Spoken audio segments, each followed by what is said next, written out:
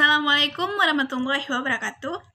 Saya Utari Septianggraini dengan NPM 191110301026 dari kelas Oceanografi 01.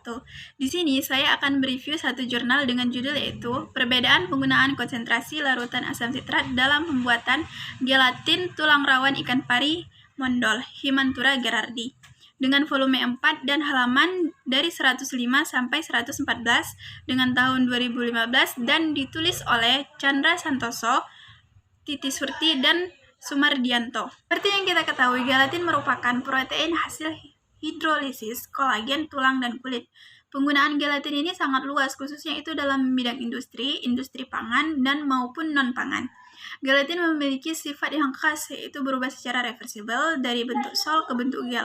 Mengembang dalam air dingin dapat membentuk film serta mempengaruhi viskositas suatu bahan. Kelarutannya dalam air dapat membuat gelatin diaplikasikan untuk keperluan dalam berbagai industri. Pada prinsipnya, kolagen itu dapat dibuat dari bahan yang kaya akan kolagen seperti kulit dan tulang, baik dari tulang babi maupun sapi atau hewan lainnya. Proses pembuatan gelatin ini dapat dibagi dalam dua macam, yaitu proses asam dan proses basa. Perbedaan kedua proses ini terletak pada proses perendamannya. Penelitian ini yaitu meliputi dua tahap, di mana penelitian yang pertama itu adalah penelitian pendahuluan dan penelitian utama. Penelitian pendahuluan ini adalah dilakukan dengan penentuan konsentrasi asam sitrat yang tepat, yaitu dengan 1%, 3%, 5%, dan 7%, dan 9%, dengan lama perendaman yaitu 48 jam.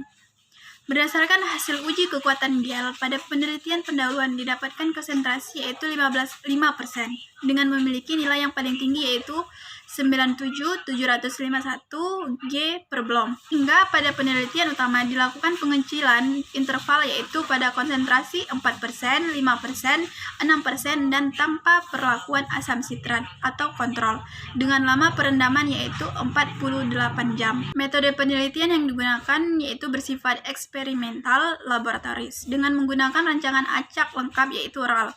Perlakuan yang diterapkan yaitu perendaman tulang ikan pari dengan asam sitrat kontrol yaitu 4%, 5%, 6%, yaitu selama dengan 48 jam. Parameter utama yang diamati adalah yaitu kekuatan gel, viskositas, pH, kadar air. Sedangkan parameter pendukungnya yaitu adalah kadar protein, kadar lemak, dan kalsium. Selanjutnya data ini dianalisis menggunakan analisa ragam ANOVA dan uji lanjut dilakukan menggunakan uji beda nyata jujur, yaitu atau BNJ. Hasil uji pertama yaitu dilakukan dengan kekuatan gel, di mana hasil uji ANOVA dan uji BNJ nilai kekuatan gel menunjukkan bahwa perlakuan perbedaan konsentrasi asam sitrat dengan kontrol yaitu 4%, 5%, 6% memiliki nilai P lebih kecil dari 0,05, maka H1 diterima.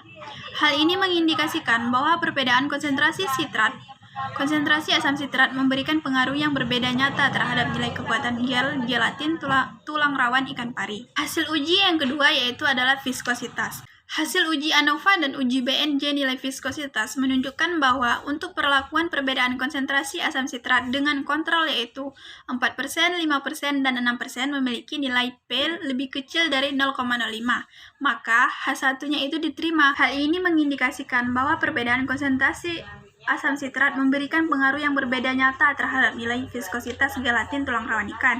Untuk nilai pH atau derajat keasaman gelatin tulang rawan ikan pari didapatkan dengan nilai tertinggi yaitu 6,44, dengan nilai terendah yaitu dengan konsentrasi 6% yaitu 4,75. Data di atas terlihat kecenderungan semakin besar konsentrasi asam sitrat, maka nilai pH semakin rendah. Hal ini disebabkan semakin banyak asam yang digunakan, maka semakin banyak pula asam yang tidak bereaksi pada jaringan fibril, dikarenakan banyaknya asam yang tertinggal dan mengendap pada tulang pari, sehingga pada proses ekstraksi asam ikut terhidrolisis bersama kolagen dari tulang ikan pari. Hasil uji selanjutnya itu adalah kadar air.